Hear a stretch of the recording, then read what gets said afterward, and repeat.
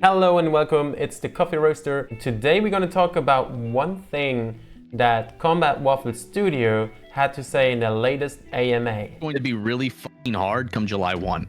Like, it's going to be impossibly hard for 95% of you.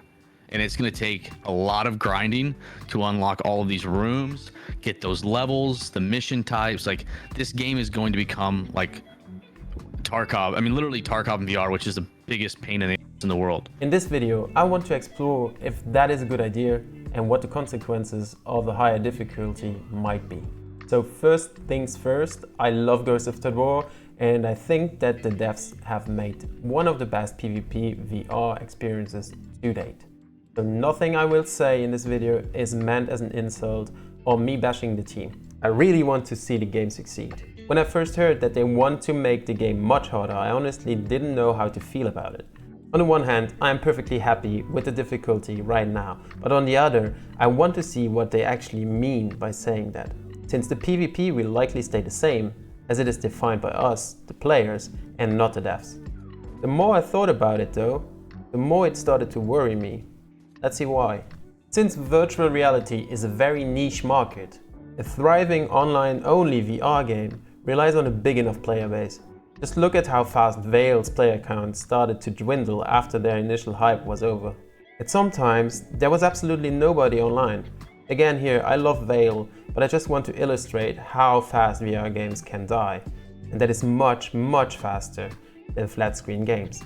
Making the game very difficult might scare off a lot of casual players, which will decrease the player base a lot.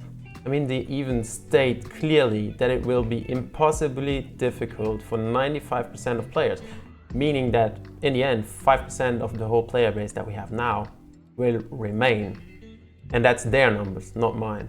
Another huge difference though between flat screen and VR gaming is the amount of time gamers tend to play for. Granted, there are people that spend a very long time in VR. However, generally speaking, people tend to play more and for longer on a flat screen compared to VR. This means that by making the game much grindier, most more casual players are at such a disadvantage that the game no longer is fun for them. Again, for a VR game, our community is huge, but for an online game in general, it is tiny. The devs keep saying like Tarkov this and like Tarkov that. More of like a Tarkov. As far as the way the leveling works, Tarkov. It's exactly how Tarkov works, just like Tarkov's. This game is going to become like Tarkov. And there I kind of see an identity problem of Ghosts of Tabor. Yes, it is an extraction shooter like Tarkov. And yes, it is realistic like Tarkov. But why not make a game with its own identity?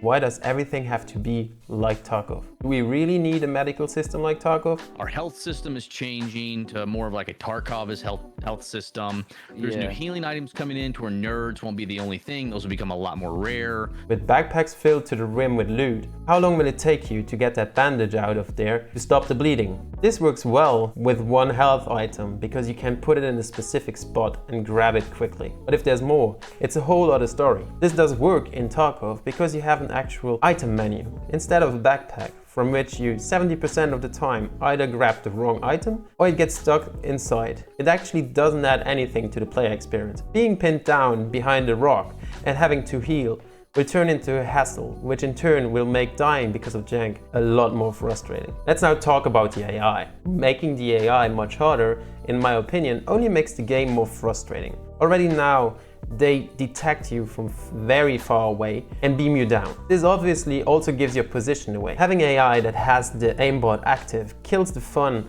like it would when playing against a cheater. Especially once you realize the AI does this with crappy weapons and no sights on them at all. Since Ghosts of Tabor wants to be realistic, these things need to be taken into consideration as well. Making the AI shoot even better adds to the inconsistency of the game. While I'm very excited for the wipe, I'm worried as well, as you can tell. Obviously, I might be completely off with my worries. I think modeling a VR game to a flat screen game is a bad idea in general. I'm happy and excited the devs are trying new things and pushing the boundaries of what we can do. Though I really hope that all of my worries are unfounded, as I want to see the game and the community grow and not start shrinking to the point where only a handful of people are playing. But I think this is an important discussion to be had. So let me hear your thoughts down in the comments.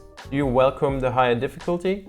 Or does it worry you? I hope you've enjoyed this video, even though it was different and maybe a bit controversial. If you did though, consider subscribing to the channel because only 1.4% of all viewers are subscribed. Let's grow that number together. I wish all of you the very best. Coffee out.